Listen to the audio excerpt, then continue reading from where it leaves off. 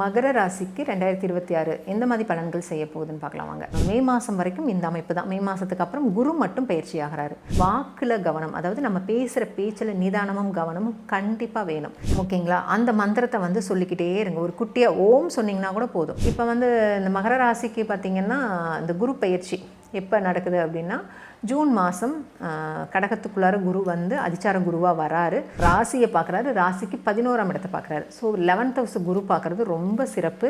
அதே மாதிரி இது வரைக்கும் நின்று போயிருக்கு ஒரு வருமானம் வர்றது அப்படிங்கும்போது 11ஆம் இடத்தை குரு பார்க்கும்போது அது எல்லாமே உங்களுக்கு நிவர்த்தி ஆகும். லாபஸ்தானம் இல்லைங்களா, அதனால் ரொம்ப சிறப்பாக இருக்கும். இந்த 2ல் இருக்கிற ராகு பார்த்திங்கன்னா தேவையில்லாத ஆர்குமெண்ட்ஸ்குள்ளே உள்ளே கொண்டு போயிடும். குடும்பத்தில் கலகத்தை ஏற்படுத்தும்.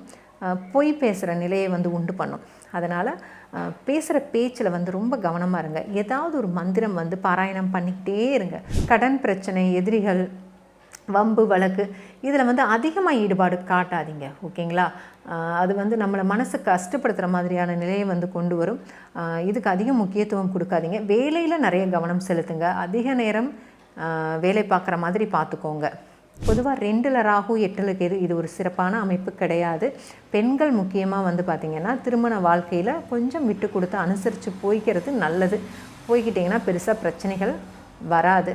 ஓகே, மகர ராசிக்கு 2026 எந்த மாதிரி பலன்கள் செய்ய போகுதுன்னு பார்க்கலாம் வாங்க. ராசிக்கு 2ஆம் இடத்துல ராகு, ராசிக்கு 3ஆம் இடத்துல சனி, ராசிக்கு 6ஆம் இடத்துல குரு, ராசிக்கு 8ஆம் இடத்துல கேது. இது இந்த வருஷம் ஆரம்பிக்கும்போது இந்த மாதிரி தான் கிரக அமைப்புகள் இருக்குது. ஆல்ரெடி இதில் தான் நம்ம பயணம் பண்ணிகிட்டு இருக்கோம். மே மாதம் வரைக்கும் இந்த அமைப்பு தான். மே மாதத்துக்கு அப்புறம் குரு மட்டும் பயிற்சி ஆகிறாரு.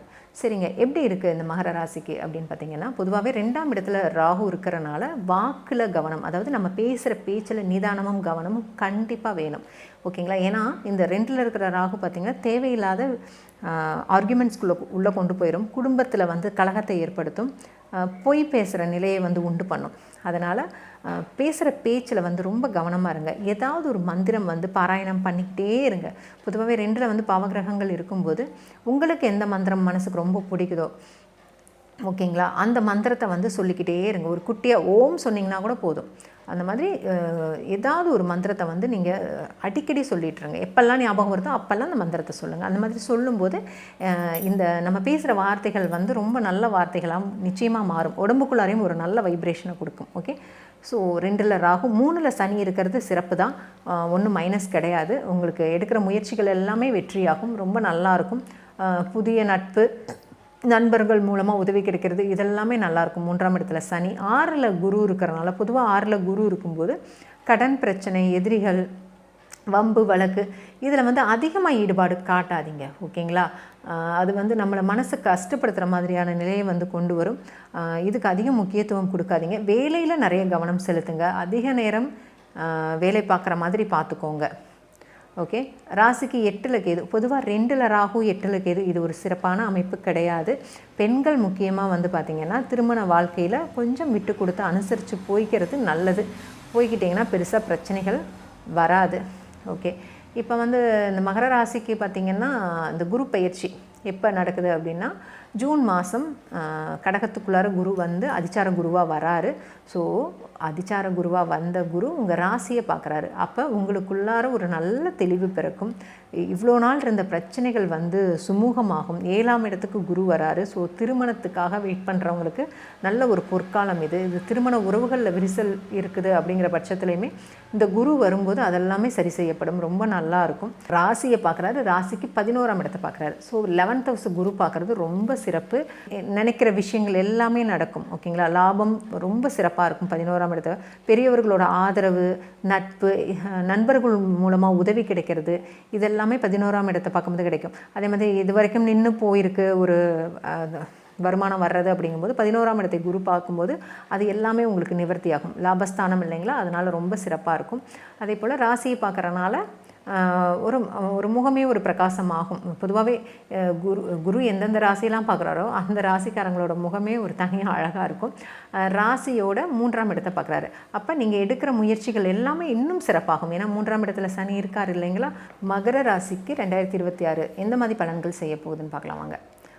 ராசிக்கு 2ஆம் இடத்துல ராகு, ராசிக்கு 3ஆம் இடத்துல சனி, ராசிக்கு 6ஆம் இடத்துல குரு, ராசிக்கு 8ஆம் இடத்துல கேது. இது இந்த வருஷம் ஆரம்பிக்கும் போது இந்த மாதிரி தான் கிரக அமைப்புகள் இருக்குது. ஆல்ரெடி இதில் தான் நம்ம பயணம் பண்ணிகிட்டு இருக்கோம். மே மாதம் வரைக்கும் இந்த அமைப்பு தான். மே மாதத்துக்கு அப்புறம் குரு மட்டும் பயிற்சி ஆகிறாரு. சரிங்க, எப்படி இருக்குது இந்த மகர ராசிக்கு அப்படின்னு பார்த்தீங்கன்னா, பொதுவாகவே 2ஆம் இடத்துல ராகு இருக்கிறனால வாக்கில் கவனம், அதாவது நம்ம பேசுகிற பேச்சில் நிதானமும் கவனமும் கண்டிப்பாக வேணும். ஓகேங்களா? ஏன்னா இந்த 2ல் இருக்கிற ராகு பார்த்திங்கன்னா தேவையில்லாத ஆர்குமெண்ட்ஸ்குள்ளே உள்ளே கொண்டு போயிடும். குடும்பத்தில் வந்து கலகத்தை ஏற்படுத்தும்.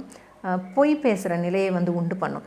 அதனால் பேசுகிற பேச்சில் வந்து ரொம்ப கவனமாக இருங்க. ஏதாவது ஒரு மந்திரம் வந்து பாராயணம் பண்ணிக்கிட்டே இருங்க.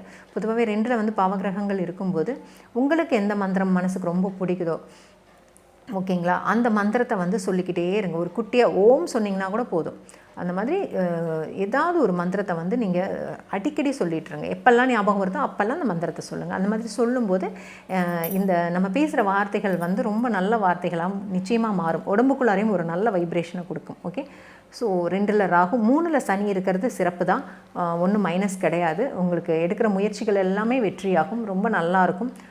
புதிய நட்பு, நண்பர்கள் மூலமாக உதவி கிடைக்கிறது, இதெல்லாமே நல்லாயிருக்கும். 3ஆம் இடத்துல சனி, 6ல் குரு இருக்கிறனால, பொதுவாக 6ல் குரு இருக்கும்போது கடன் பிரச்சனை, எதிரிகள், வம்பு வழக்கு, இதில் வந்து அதிகமாக ஈடுபாடு காட்டாதீங்க. ஓகேங்களா? அது வந்து நம்மளை மனசை கஷ்டப்படுத்துகிற மாதிரியான நிலையை வந்து கொண்டு வரும். இதுக்கு அதிக முக்கியத்துவம் கொடுக்காதீங்க. வேலையில் நிறைய கவனம் செலுத்துங்க. அதிக நேரம் வேலை பார்க்குற மாதிரி பார்த்துக்கோங்க. ஓகே, ராசிக்கு 8ல் கேது. பொதுவாக 2ல் ராகு 8ல் கேது இது ஒரு சிறப்பான அமைப்பு கிடையாது. பெண்கள் முக்கியமாக வந்து பார்த்திங்கன்னா திருமண வாழ்க்கையில் கொஞ்சம் விட்டு கொடுத்து அனுசரித்து போய்க்கிறது நல்லது. போய்கிட்டிங்கன்னா பெருசாக பிரச்சனைகள் வராது.